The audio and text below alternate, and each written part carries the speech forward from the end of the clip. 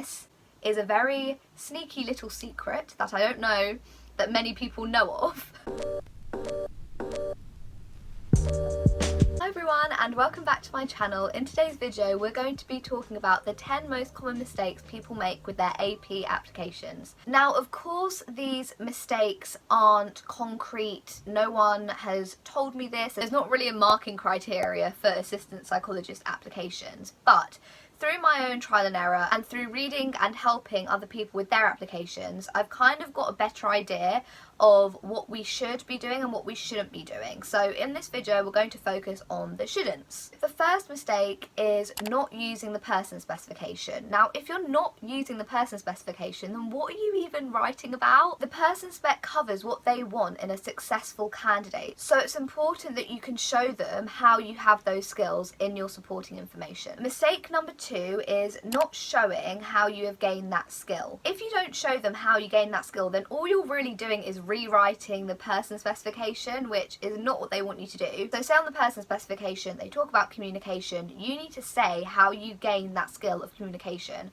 because it will evidence that you have that skill and it will also make sure that you're not just rewording the person spec. Another mistake is not relating the person specification point to the job that you're applying to. By relating the person specification to the job, you're showing them that you've really thought about the role that you're going to be doing. So it shows that you've got those reflective skills. It also shows that you've got a good understanding of their service and the population that you'll be working with. Now another mistake is making your supporting information too long.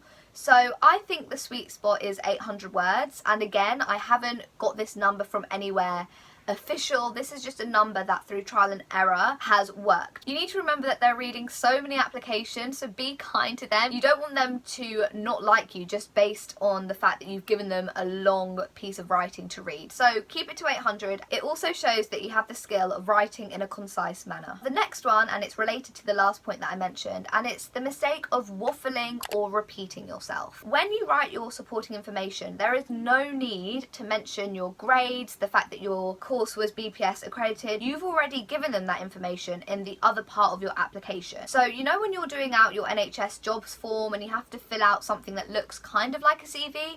Yeah, they get that part as well, so you don't need to write that in your supporting information. Waffling and repeating what they've already written makes it boring to read, and it also adds to your word count. Mistake number 6 is not having a structure. How do you structure a supporting information? Now in brief, and I'll make a video about this in the future, so hit subscribe if you want to see that. In brief, your supporting information should have an introduction, a middle and a conclusion. I like to think of the introduction as the place where you show them why you're passionate for the service. The middle should focus on the person specification, and the conclusion can speak about what you will gain from the role and also your reflections on their trust values. The next mistake is using templates or copy and pasting your previous supporting information. Now I know we want to save time and we want to be as efficient as possible, but when we copy and paste, you're not covering all of the person specification points that are unique for that role. So for assistant psychologist jobs, the person spec is very similar between roles, but there are some unique details which you need to pick up on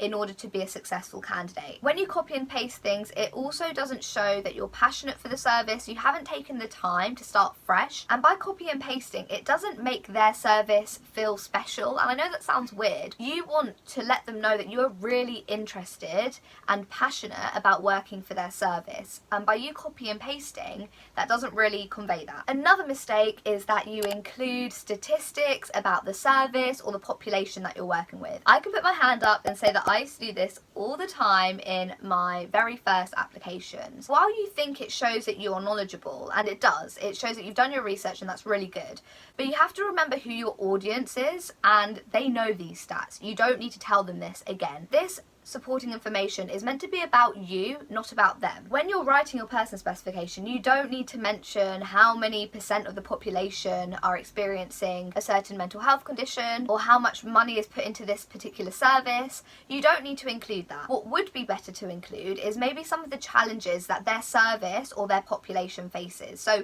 if you have some room for that, do that instead. Another mistake that I know I was very guilty of, and it's so easy to fix, is not sharing that you're passionate about about the service or the population that you will hopefully be working with. I don't know why we kind of shy away from showing our emotions in our supporting information, but do it. Being passionate is a really good thing, especially in healthcare, especially as a psychologist. You should show that. If you are excited about working with this client group, then tell them why. Tell them why you are excited to use your skills in this service. By the end of the day, who wants to hire someone who's not passionate about what they're doing? And the final mistake which you might be making is that you're not researching the service, the client group, and the trust values. I think this is a very sneaky little secret that I don't know that many people know of, but maybe you do, and maybe I'm just gassing myself for no reason. Research the trust values and include them in your person specification, because I think it really makes you stand out. All you have to do is Google search what the trust values are for that particular NHS trust.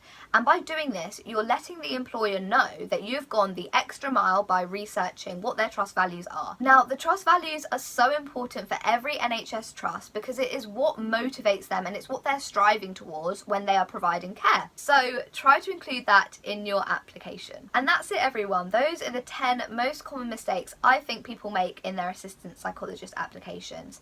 Let me know what other videos you'd find helpful below. Please give this video a like if you liked it and subscribe for more content like this. And until next time, guys, I'll see you later. Bye!